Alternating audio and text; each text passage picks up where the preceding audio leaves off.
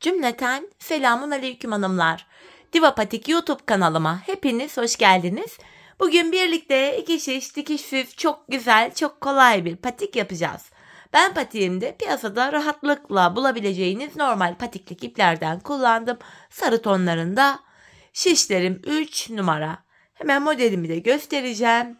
İşte hanımlar, modelimiz bu şekilde. Çok güzel, çok şık, zarif bir patik oldu. Patiğimizin gördüğünüz üzere hiçbir yerinde dikişimiz yok. Patiğimize hanımlar şu üst bölümden başlıyoruz. Şu üst tarafını yaptıktan sonra taban bölümünü öreceğiz. Patiğimizin bu taban bölümünde misinalı şiş kullanılabilir. Fakat ben bu bölümde şöyle bir tane daha yedek şiş kullanacağım. Videonun başında da bunu belirteyim. Bu patik benim elimin ölçülerine göre 37, 38, 39 numara ayaklar için uyumlu oldu. Hemen patiğimi kenara bıraktım. Birlikte başlayalım bilek bölümünden. 11 ilmek atarak başlayacağım.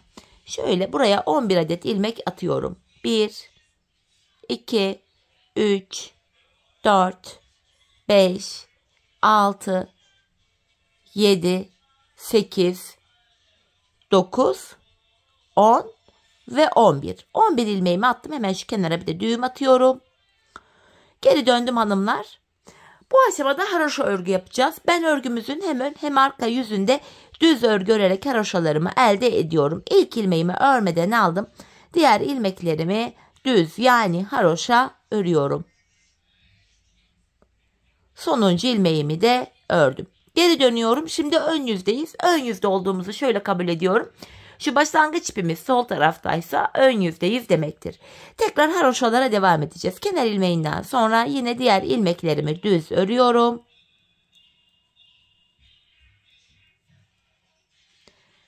Sonuncuyu da ördüm. Geri dönüyorum. Arka yüzdeyim. Kenar ilmeğimi aldıktan sonra yine arka yüzde ilmeklerimi düz olarak örüyorum. Tekrar geri döndük hanımlar, ön yüzdeyiz. Şu ön yüze baktığımız anda burada 2 diş haroşamız oluştu. Burada 3 diş haroşamızın olması gerekiyor. Şimdi yine ön yüzde ve arka yüzde ilmeklerimizi düz örelim gelelim. Evet hanımlar, buraya bir diş haroşamı daha ördüm geldim. Şimdi patiğimizde şu yan bölümleri yapacağız. Artırmalar olacak. Patiğimizin şu kenarlarında 4'er ilmek haroşamız var. Orta bölüme de bu buğday başağı desenimizden kuracağız. Kenar ilmeğini aldıktan sonra ikinci, üçüncü ve dördüncü ilmeğimi haroşa yani düz ördüm. Ondan sonra hemen şuraya ipimi parmağıma dolayarak bir ilmek atıyorum. İlk artırmamı yaptım hanımlar burada. Ortaya 3 tane düz öreceğim. 1, 2, 3. Bakın burada son 4 ilmek kaldı. Bu da haroşa olacak. Sağda ve solda artırmaları yapacağız. Sağ kenarda 4 haroşadan hemen sonra artırma yapacağız. Sol kenarda da 4 haroşadan hemen önce artırma yapacağız. Artırmamı yapıyorum. Kalan 4 haroşa ilmeğimi düz örüyorum. Arka yüzdeyim. Kenar ilmeğinden sonra ikinci, üçüncü ve dördüncü haroşa ilmeğimi düz ördüm. Artırdığım ilmeğimi şu an arka yüzdeyim, ters örüyorum. Aradaki 3 ilmeğimi de yine ters öreceğim arka yüzde. Tekrar artırdığım ilmeğimi de ters ördüm. Arka yüzde aradaki ilmekleri ters ördük. Kenardaki 4 haroşa ilmeğim düz örülüyor. Geri döndük, ön yüzdeyiz hanımlar. Yine kenar ilmeğini aldıktan sonra 2, 3 ve 4. haroşamı ördüm. Artırmamı yapıyorum hanımlar.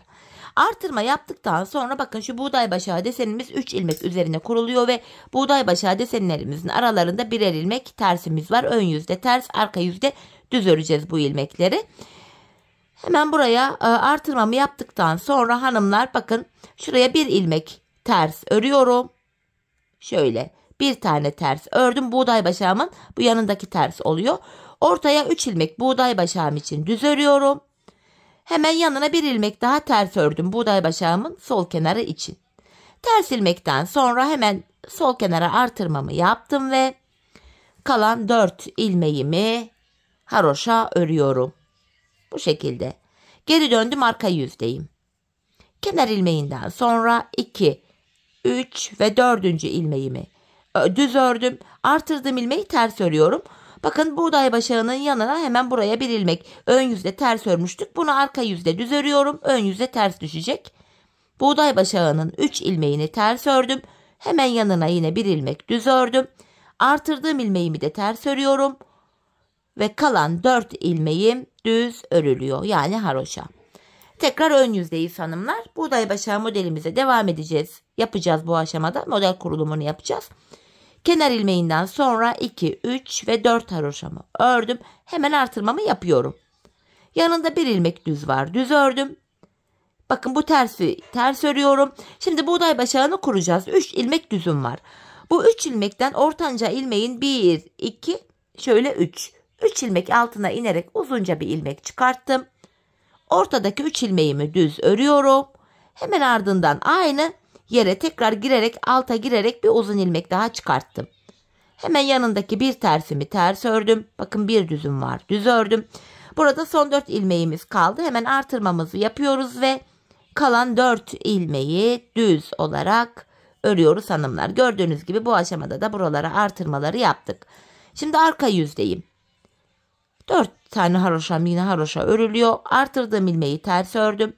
Yanında bir tersim daha var. Bakın buğday başağının yanına bir ilmek düz ördüm. Bu aşamada ipi kendime doğru alıyorum. Alttan çıkarttığım uzun ilmeği örmeden aldım. Ortadaki 3 ilmek ters örülüyor ve diğer uzun ilmeği de yine bakın ip benden tarafta örmeden alıyorum. Yanındaki bir ilmek düzü düz ördüm. Ters var bir tane ters ördüm. Artırdığım ilmeği de ters ördükten sonra kalan 4 haroşa ilmeğimi düz olarak örüyorum. Geri döndüm hanımlar, ön yüzdeyim şimdi. Kenar ilmeğinden sonra 2, 3 ve 4. ilmeğimi ördüm. Hemen artırmamı yapıyorum. Artırmadan sonra buraya yanında 1, 2 ilmek düzü ördüm. Aradaki bir tersi ters örüyorum. Şimdi bu aşamada alttan çıkarttığım uzun ilmek ile şu öndeki ilk düz ilmek ikisini birlikte keserek ördüm. Ortadaki bir ilmeği düz örüyorum. Şimdi burada 3. ilmek ve alttan çıkarttığım ilmek var. Alttan çıkarttığım ilmeği 3. ilmeğin önüne getiriyorum ve yine ikisini birlikte keserek örüyorum. Yanında bir tersim var.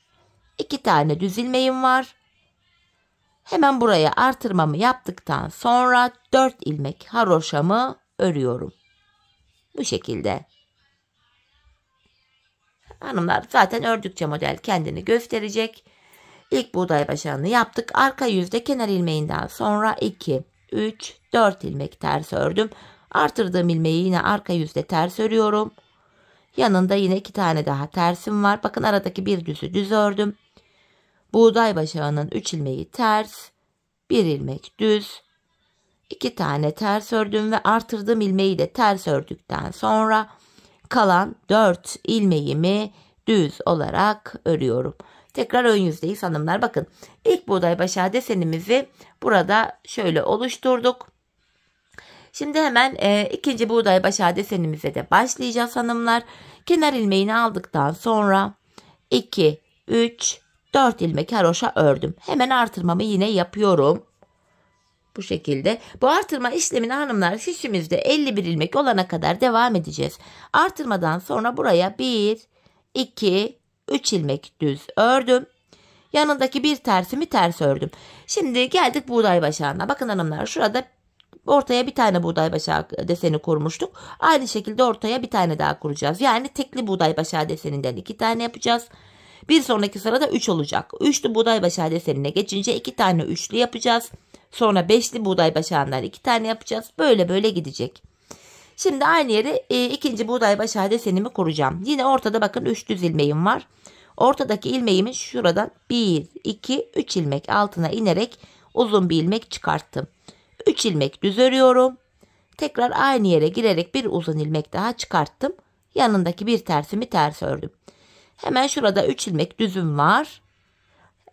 Ardından artırmamı yapmayı unutmuyorum ve kalan 4 ilmeğimi haroşa örüyorum. İkinci buğday başağı desenimize de başladık. Arka yüzdeyim. Arka yüzde hanımlar yine 4 haroşamı örüyorum. Artırdığım ilmeği de arka yüzde ters ördüm. Yanındaki 3 ilmeğimi de ters örüyorum. Bakın arada bir düzüm var. Düz ördüm. Şimdi alttan çıkarttığım ilmeği örmeden alıyorum. Ortadaki 3 ilmeğimi düz ördüm. Ve tekrar diğer uzun ilmeği de örmeden aldım. Bir düz var yanında. Düz örüyorum. 3 ters ördüm. Artırdığım ilmeğimi de ters ördükten sonra yanındaki 4 haroşa ilmeğimi düz olarak örüyorum. Şimdi geri döndük hanımlar. Ön yüzdeyiz. Bu artırdığımız ilmekler arka yüzde her zaman ters örülüyor. Yine kenara 4 ilmek haroşamı ördükten sonra hemen artırmamı yapıyorum. Şimdi bu aşamada hanımlar buğday başağı deseni 3 ilmek üzerine kuruluyordu. Bakın şurada 3 tane buğday başağımın ilmeği, yanında bir tane ters, yanında 3 tane düz. Şimdi buradaki ilmeği de artırmadan sonraki şu ilk ilmeği de ters öreceğiz. Çünkü şu araya bir tane daha buğday başağı olacak bir sonraki modelde. 3 ilmek düz ördüm. İlmek sayıları arttıkça bunu bu şekilde ayarlayacağız. Bir tersimi ters ördüm. Uzun ilmek ile öndeki 2 ilmeği birlikte keserek örüyorum. Ortadaki bir ilmeği düz ördüm. Bu tekrar ikinci uzun ilmeğimi de alıp 3. ilmek ile birlikte keserek örüyorum. Yanındaki bir tersimi ördüm. 3 ilmek düz örüyorum. Buraya da bir sonraki sırada yine buğday başağı gelecek. Hemen 3 düzden sonra yanına bir tane tersimi ördüm. Bu şekilde. Bakın son 4 ilmek kaldı. Artırmamı yaptım ve kalan 4 ilmeğimi haroşa örüyorum. Bu şekilde. Geri döndüm hanımlar, arka yüzdeyim. Kenar ilmeğini aldıktan sonra yine 2, 3 ve 4 haroşamı ördüm. Artırdığım ilmeğimi ters ördüm. Bakın yanında bir ilmek düz var. Düz örüyorum. 3 tane ters. Bir ilmek düz örüyorum. 3 tane ters. Bir ilmek düz örüyorum. 3 tane ters. Bir ilmek düz ördüm. Hemen yanında artırdığım ilmeği arka yüzde ters örüyorum ve kalan 4 haroşa ilmeğimi düz olarak örüyorum. Bu şekilde hanımlar bakın. Burada birinci ve ikinci buğday başağı desenimizi yaptık. 2 tane böyle tekli buğday başağı deseni yaptık.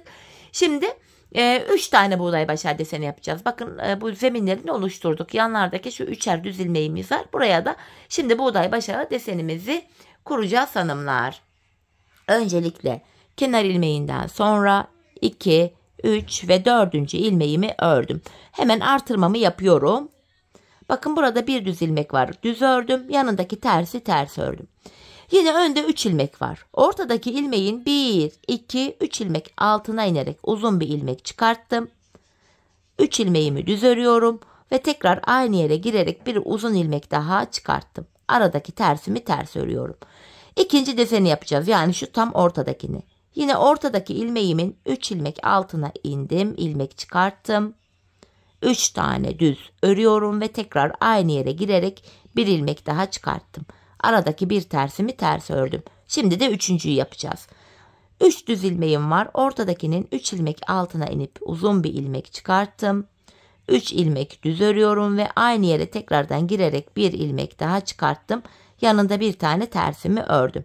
Yanında bir ilmek düzüm var. Bakın son 4 ilmeğim kaldı. Hemen artırmamı yapıyorum ve kalan 4 ilmeğimi haroşa örüyorum. Bu defa üçlü buğday başağı yaptık.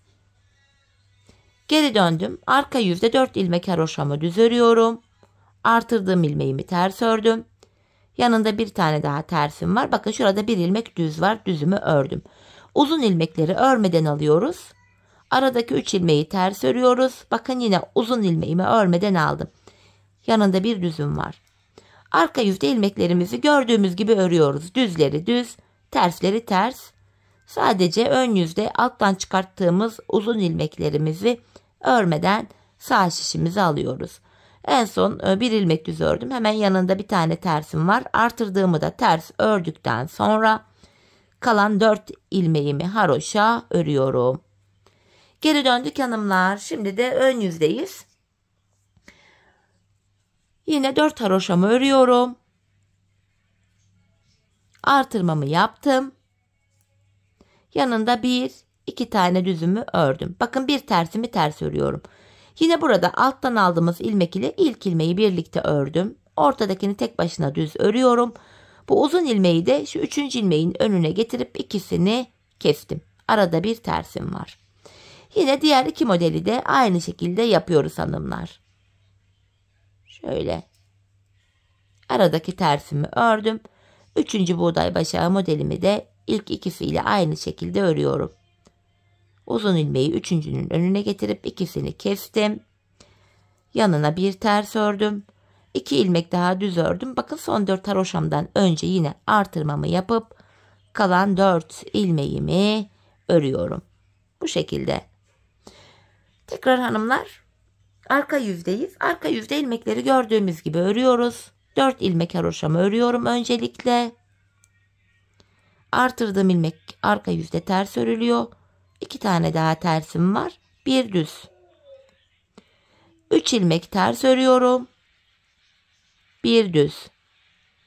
3 tane ters örüyorum. Bir düz. 3 ters, bir düz.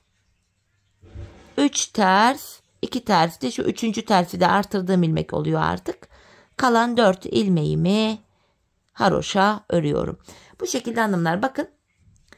Bu buğday başağımızı da tamamladık. Bir tane üçlü buğday başağı yaptık. Hani ikişer ikişer yapacaktık. Bakın tekliden 2 tane yaptık. Yine üçlüden de 2 tane yapacağız bu aşamada. Ve yine artırmalarımıza da devam edeceğiz hanımlar. Yine hemen modelimize de başlayalım.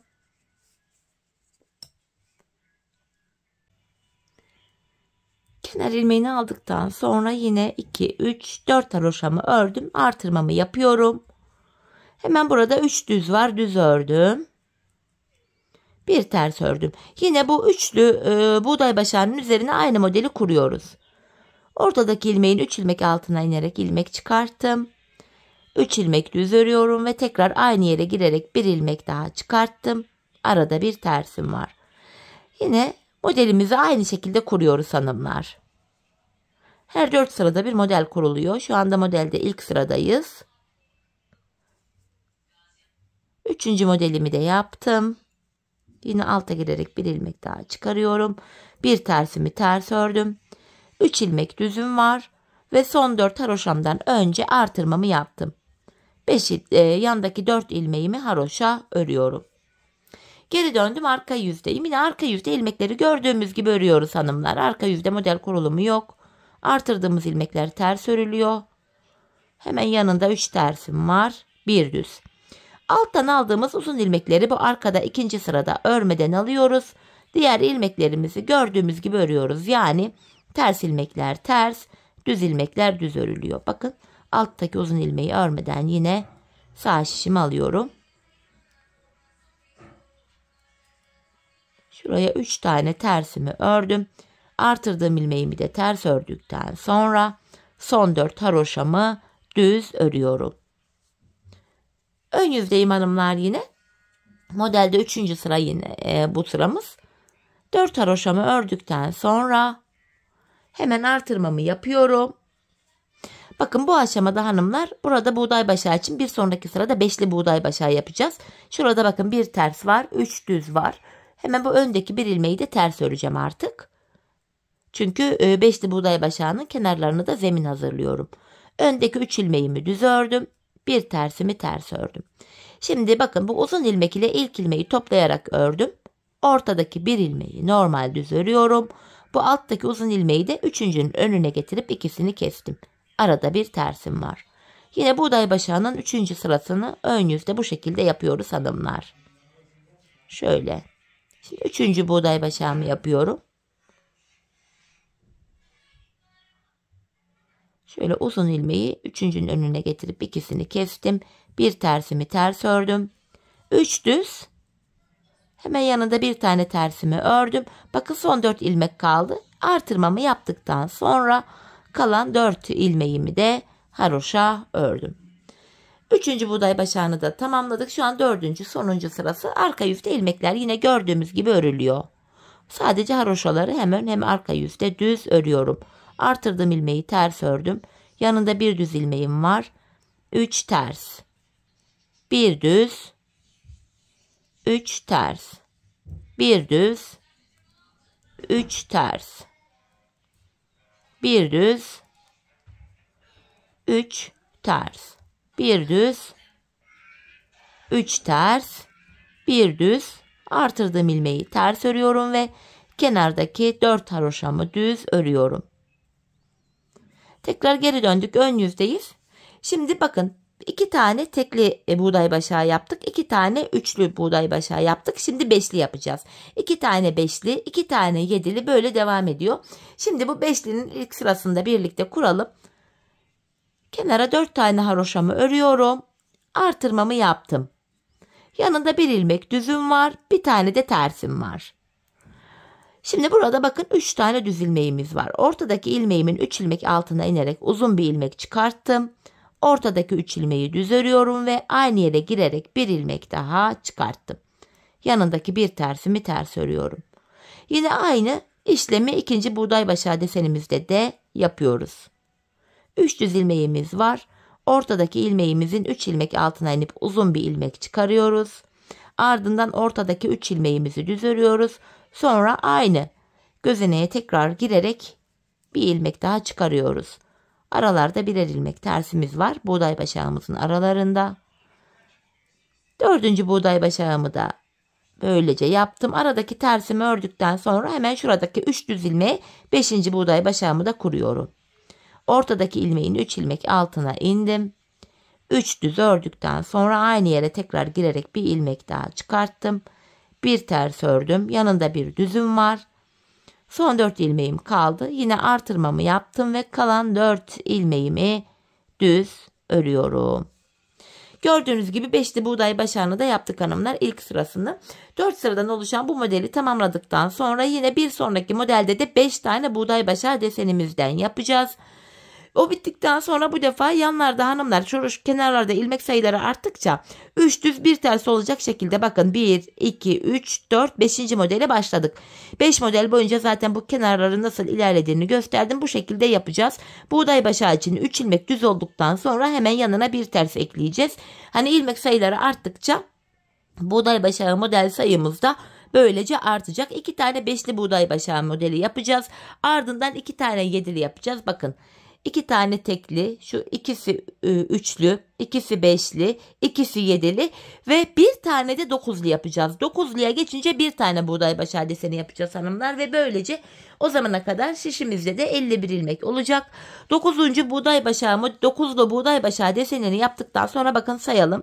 Hemen şurada şu 1, 2, 3, 4, 5, 6, 7, 8, 9. da burada. 9 tane buğday başağı modelimizin 4. sırasını arka yüzde de ördükten sonra gelelim hanımlar ardından tabanımıza birlikte başlayalım. Evet hanımlar patiğimin bu bölümünü tamamladım. Şu anda şişimde 51 tane ilmeğim var ve 9 tane de modelim var. Bakın sayalım 1, 2, 3, 4, 5, 6, 7, 8 ve 9. 9 modelden sadece bir sıra yaptık. Diğerlerinden ikişer tane yapmıştık. Şimdi patiğimizin şu taban bölümünü öreceğiz hanımlar. Bu bölümde ben haroşa örgü kullandım. Öncelikle tabanımız 11 ilmekle örülüyor. Şişimizde toplamda 51 ilmek var. 11 ilmek tabana ayırınca geriye 40 ilmek kalıyor. 40 ilmeği de iki yana paylaştırınca yanlara 20'şer ilmek düşüyor. Öncelikle kenar ilmeğim ile birlikte toplam 20 adet ilmeğimi düz olarak öreceğim. Sayalım 3, 6, 7, 8, 9. Yarım aldım ilmeğimi. Şu 9. ilmeğim 10, 11, 12, 13, 14, 15, 16, 17, 18, 19, 20. Bu kenarımız için 20 ilmek ördüm. Şu orta kısmı içinde yani taban içinde 11 ilmek öreceğiz ve bu aşamada kesimlere de başlayacağız. Tabanımız 11 ilmekten oluşuyordu. Sayarak gidiyorum yine düz örgü örüyorum. 1, 2, 3, 4, 5, 6, 7, 8, 9, 10. 11. ilmeği örerken hanımlar bakın yandan da bir ilmek alıp ikisini kesiyorum. İlk kesimimizi ön yüzde bu sol tarafta yaptık. Burada 19 ilmek kaldı. 20 ilmek vardı. Biri kesildi. 19 kaldı. Kesimden sonra geri dönüyorum. Bu aşamada ipimiz hep karşıda olacak ve ilk ilmeği örmeden alacağız. Tekrar 10 ilmek öreceğim. 11. de kesimimi yapacağım. İlk ilmeğimi almıştım. 2, 3, 4, 5, 6, 7, 8, 9, 10 ilmek ördüm. 11. ilmekte yanındakini de alıyorum. İkisini keserek örüyorum. Burada da 19 kaldı şimdi. Kesim yaptık. Kesimden sonra geri dönüyorum. Yine aynı işlemi yapacağız hanımlar. İpimiz hep karşıda olacak ve şöyle ilk ilmeği örmeden alacağız. Yine 10 ilmek örüyorum. 5, 6, 7, 8, 9, 10. 11. ilmekte hemen kenardan da bir ilmek alıp kesimimi yapıyorum. Tekrar geri döndüm. Yine ipim karşıda, ilkini örmeden aldım. Yine 10 ilmek öreceğim. 5, 6, 7, 8, 9, 10. 11. ilmekte kenardan da bir ilmek alıp ikisini kesiyorum. Kesimlerden sonra geri dönüyoruz. Yine ipimiz karşıda, ilkini örmeden aldık. 10 ilmeğimizi öreceğiz. 6, 7, 8, 9, 10. 11. ilmekte kenardan da bir ilmek alıyoruz ve ikisini keserek örüyoruz. Modelimizi bu şekilde yapacağız hanımlar. 10 ilmek öreceğiz. 11. de kesim yapacağız. Biz bu kesme işlemine sağ ve sol taraftaki ilmekler bitene kadar devam edeceğiz. Böylece bu tabanımız oluşacak. Şimdi hep birlikte patiğimizin tabanını sizlere anlattığım gibi örelim gelelim. Evet hanımlar, tabanımı ördüm geldim. Yanlardaki ilmekler bitti. Şişimde sadece tabanda kullandığım 11 ilmeğim kaldı. Videonun başında dediğim gibi yedek şişimi bu aşamada artık kullanacağım. Şu kenarlardan ilmekler çıkararak arka bölüme geçeceğiz. Öncelikle hanımlar, ipim en son şurada kalmıştı. Bakın ön yüzde ilk şu kenara girerek ilmekler çıkaracağım. İpimi bu aşamada kesmiyorum. Bakın şöyle biraz gevşek bir şekilde uzatarak şu başa kadar şöyle ipimi getiriyorum. Şöyle bakın biraz gevşek bıraktım. Bu ip arkada uzun kalmasın diye bu ipin altından üstünden girerek ilmekler çıkaracağız. İpin görüntüsü kaybolacak. Hemen şuradaki ilk kenar ilmek yerine ilmeğin iki kanadına birden girerek ilmeğimi çıkarmaya başlıyorum. Sırasıyla kenar ilmek yerlerine girerek bu şekilde ilmekler çıkarıyoruz. Bakın şu ipin arada bir böyle bir altından bir üstünden girerek ilmeklerimi çıkarıyorum. Ben şöyle 6 ilmeğim oldu. Yine ipin altından girdim 7. Buradan toplamda böyle 23 adet ilmek çıkaracağız. 7 ilmek çıkarttım. Devam ediyorum. 8. Yine bakın ipin altından girdim. 9. 10. 11. 12. 13. 14. 15. 16. 17, 18, 19, 20, 21, 22 ve bir ilmek de son kenar ilmek yerinden çıkartıyorum. 23. Bakın arkada ip görüntüsü de kayboldu. 23 ilmek buradan çıkarttık. Tabanda 11 ilmek vardı. Şimdi bu 11 ilmeği öreceğiz. Bu 11 ilmeğin böyle yarısını, tam ikiye de bölünmüyor ama İlk 6'sını bu şişimle öreceğim. 2, 3, 4, 5, 6. Kalan 5'i de diğer şişimle öreceğim. 2 şişe paylaştırıyorum tabandaki ilmekleri. 5 ilmeğimi de ördüm. Şimdi hanımlar, bu şu kenardan ilmekler çıkarmaya başlayacağız. Bakın şuradan, diğer taraftan 23 ilmek çıkartmıştık. Buradan da 23 çıkacak. 1, 2, 3, 4, 5, 6, 7, 8, 9, 10, 11, 12, 13, 14, 15, 16, 17, 18, 19, 20, 21, 22 ve en son şu kenara da girerek şu kenardan bakın düğüm attığımız yer. En son buradan da bir ilmek çıkaracağız. Burası sık olduğu için şöyle tığımdan yardım alarak en son 23. ilmeğimi de buradan çıkarttım. 23 ilmek buradan çıkarttık. 23 karşıdan 46 ilmek. 11 ilmek de tabanımızda vardı. Hepsini toplayınca şurada 57 tane ilmeğimiz oluyor. Şimdi geri dönüyorum hanımlar. Patiğimizin şu arka bölümünü yapacağız. Ben patiğimin şu kenarlarına 7'şer ilmek haroşa ördüm. Şimdi geri döndüm, arka yüzdeyim. İlk ilmeğimi örmeden alıyorum kenar ilmeğini. Kenar ilmeğimle birlikte 7 ilmek toplam düz örüyorum. Haroşa 4, 5, 6 ve bir ilmek daha düz ördüm 7. 7 ilmek düz ördüm. Diğer ilmeklerimi şu anda arka yüzdeyim ters olarak öreceğim. Patiğimizin arka bölümünü bu şekilde öreceğiz hanımlar. Burada 3 şiş kullanıyorum ben. Misinalı şişlerle de yapılabilir fakat ben misinalı şiş kullanmakta zorlandığım için yedek şişime geçiş yaptım.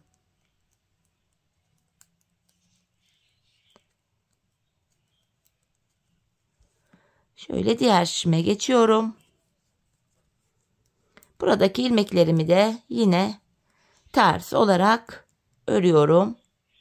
Sadece kenardaki son 7 ilmeğim haroşa olduğu için son 7 ilmeğimi düz öreceğim. Şimdilik bunları ters olarak örüyorum.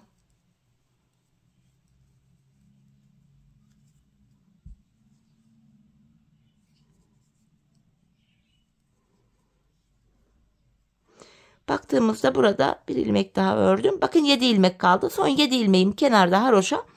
Haroşalarımı düz örüyorum. Bakın bilek bölümüne kadar geldik. Şimdi tekrar geri döneceğim hanımlar. Şu anda ön yüzdeyim. Yine bu kenar ilmeğimi aldım. İkinci, 3, 4, 5, 6, 7 haroşa ilmeğimi burada yine düz ördüm. Şimdi ön yüzde olduğum için ilmeklerimi bu defa düz öreceğim. Patiğimizin arkasında hanımlar yapacağımız işlem bu. Bilek bölümüne kadar öreceğiz, geri döneceğiz, öreceğiz, geri döneceğiz. Ön yüzdeysek eğer düz örgü, arka yüzdeysek de ters örgü uygulaması yapacağız. Sadece bilek kenarlarına 7'şer ilmek haroşa ördük. O 7'şer ilmek haroşalarımızı haroşa olarak örmemiz gerekiyor. Diğer şişime geçtim. Buradaki ilmeklerimi de yine düz olarak örüyorum. Patiğimizde hiç ip kırma falan yok hanımlar. Patiğimize başladık. Aynı iple örmeye devam ediyoruz yine. Hiç ipimizi kırmadık, bağlamadık. Bakın son 7 ilmeğime geldim. Yine haroşalarımı düz olarak örüyorum. Bu şekilde. Şimdi yapacağımız işlem şu. Tekrardan geri dönüyoruz. Arka yüzdeyim. Yine kenar ilmeğini aldıktan sonra 2, 3, 4, 5, 6, 7 ilmek haroşamı ördüm. Yine diğer ilmeklerimi ters olarak örüyorum arka yüzde. Patiğimizin arkası bundan ibaret. Yine bir iki sıra böyle göstermek istedim. İyice anlaşılsın diye. Bu şekilde ilmeklerimi ters örüyorum. Arka yüzdeyiz çünkü ters örüyoruz. Bir diğer şişime geçtim. Buradaki ilmeklerimi de yine ters örmeye devam ediyorum.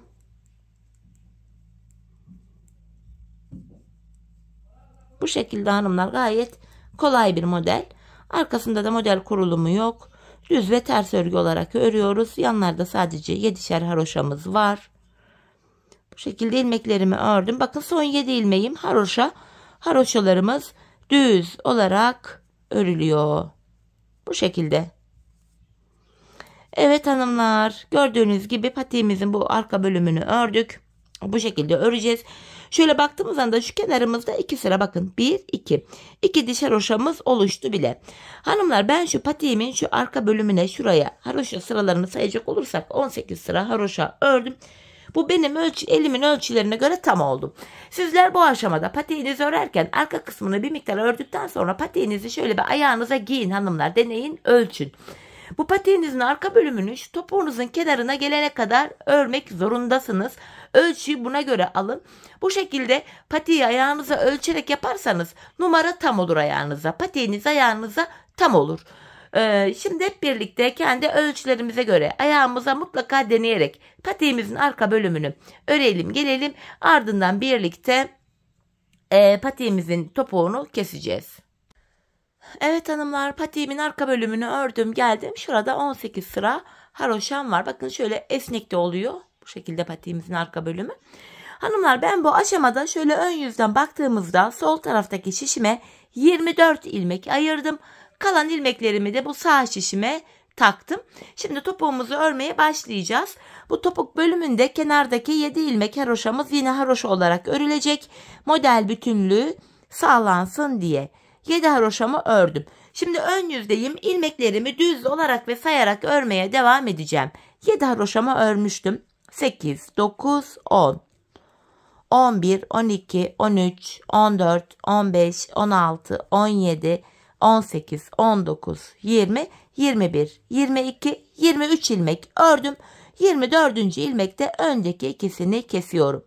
Zaten buraya da 24 ilmek ayırmıştık. Burada da 24. ilmekte kesimimizi yaptık. Topuğumuz için orta kısma baktığımızda burada da 8 ilmeğimiz kaldı. Bu 8 ilmek her seferinde birer birer kesilecek, eksilecek, bitecek ve böylece patiğimizin topuğu oluşacak. Şimdi kesim yaptıktan sonra geri dönüyoruz hanımlar. Arka yüzdeyim. Bu ilk ilmeğimi örmeden alıyorum. Arka yüzde olduğum için diğer ilmeklerimi ters olarak örüyorum. Sadece kenardaki son 7 ilmek haroşamı düz olarak öreceğim. Son 7 ilmeğime geldim. Haroşalarımı düz olarak örüyorum. Tekrar geri döndük. Ön yüzdeyiz. Bir önceki sırada yaptığımız işlemin aynısını yapacağız. Yani 23 ilmek öreceğiz. 24. ilmekte kesimi yapacağız. 7 haroşamı ördüm. Devam ediyorum. 8, 9, 10, 11, 12, 13, 14, 15, 16, 17, 18, 19, 20, 21, 22, 23. 24. ilmeği örerken yanındakini de alıyorum, keserek örüyorum. İkinci kesimi de yaptık. Bir önceki sırada bu ortada 8 ilmek vardı. Şimdi baktığımızda 1 ilmek eksildi, 7 ilmek kaldı. Şimdi geri döneceğiz hanımlar. Kesim yaptık. Arka yüzde ilmekleri öreceğiz. Ön yüzde yine 23 öreceğiz. 24. de kesimi yapacağız. Biz bu kesme işlemine şu arada kalan son 7 ilmek bitene kadar devam edeceğiz. Böylece topuğumuz oluşacak. Şimdi hep birlikte bu 7 ilmek bitene kadar patiğimizin topuğunu sizlere gösterdiğim gibi yapalım ve gelelim. Evet hanımlar, aradaki ilmeklerin bitene kadar patiğimin topuğunu ördüm geldim. İlk başta sola 24 ayırmıştık. Kesimlerden sonra sağ şişimde de 24 ilmeğim kaldı. Yani her iki şişimizdeki ilmek sayıları da birbirine eşit. Bu aşamada patiğimin düz tarafı içeride, ters tarafı da şöyle dışarıda olacak şekilde ikiye katladım. Ben tığ ile kolay kesim yapabildiğim için tığımı aldım hanımlar. İlk kesimim şöyle. Benden taraftaki şişten bir ilmek, ikinci şişten de bir ilmek aldım. İkisini topluyorum. Diğer kesimlerim de şöyle oluyor. Benden taraftaki şişten bir ilmek, ikinciden de bir ilmek aldım. İkinci ilmeği ilkinin içinden geçirdim. Tığımdaki ilmeklerimi topluyorum. Benden taraftaki şişten bir ilmek, ikinciden de bir ilmek aldım. İkinci ilmeği ilkinin içinden geçirdim. Tığımdaki ilmeklerimi topluyorum. Karşılıklı olarak şişlerimizden birer tane ilmek alıyoruz ve ikinci şişten aldığımız ilmeği ilk şişten aldığımız ilmeğin içinden geçiriyoruz. Tığımızdaki ilmeklerimizi topluyoruz. Her iki patiğimizin topuğu da aynı yöne, aynı şekilde kesiliyor hanımlar. Bu şekilde. Kalan ilmekleri de aynı şekil. Keselim gelelim. Evet, ilmeklerimi kestim. Son birer ilmeğim kaldı şişlerimde. Önce benden taraftaki, sonra da ikinci şişimdeki ilmeğimi tığıma aldım. Tığımdaki 3 ilmeğin 3'ünü birden topladım. Hemen şuraya bir tane zincir çektim. Bakın topuğumuz şöyle oldu hanımlar. Bu şekilde. Zaten ayağı giyince şöyle duruyor. İzi bile belli değil. Çok temiz bir görüntüsü oluyor patiğimizin arkasında.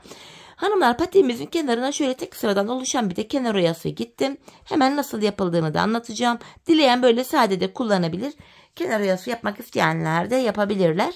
Öncelikle hemen sıradaki kenar ilmek yerine batarak şöyle bir sık iğne oluşturdum. 3 zincir çekiyorum. Bu yaptığım sık iğnenin içine batarak şöyle zincirimi topladım. Bir kirpik oluşturdum buraya ve sıradaki kenar ilmek yerine batarak kirpiğimi sabitliyorum. Tekrardan bir tane sık iğne yapıyorum. Sıradaki kenar ilmek yerine girerek 3 zincir çekip sık iğnenin içine batarak kirpik oluşturuyorum ve sıradaki kenar ilmek yerine batarak kirpiğimi sabitliyorum. Üçüncüyü de yapalım. Önce bir sık iğne yapıyoruz. 3 zincir çekiyorum. Sık iğnenin içine girerek şöyle bu zincirle bir kirpik oluşturuyorum ve sıradaki kenar ilmek yerine batarak kirpiğimi sabitliyorum.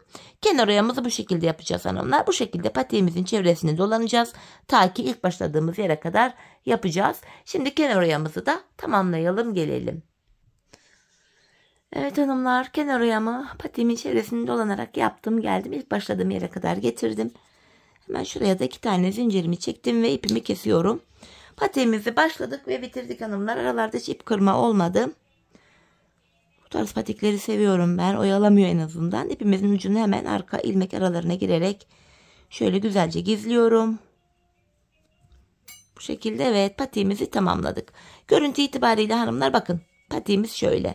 Patiğimizin duruşu bu. Bir göstereyim. Hemen bir de manken ayağıma giydireceğim. Ayağımızda da görelim birlikte. Gayet kolay, güzel bir patikti hanımlar. Dikişsiz, kullanışlı, şık, hem çeyiz içinde uygun bir model oldu. Ben çok beğenerek, çok severek yaptım. Umarım sizler de patiğinizi benimle birlikte beğenerek, severek yaparsınız. Yapacak olanlara da şimdiden kolay gelsin diyorum. İşte hanımlar, patiğimizin mankendeki duruşu da bu şekilde, ayaktaki duruşu. Model şöyle. Kenarı. Patiğimizin diğer kenarı böyle. Tabanımız. Bakın arka kısmı. Model bu şekil. Evet hanımlar, yine birlikte güzel bir modelin daha sonuna geldik. Umarım sizlere faydalı, hoş bir video olmuştur. Yeni modellerde, yeni videolarda buluşmak dileğiyle. Şimdilik hoşça kalın, sağlıcakla kalın.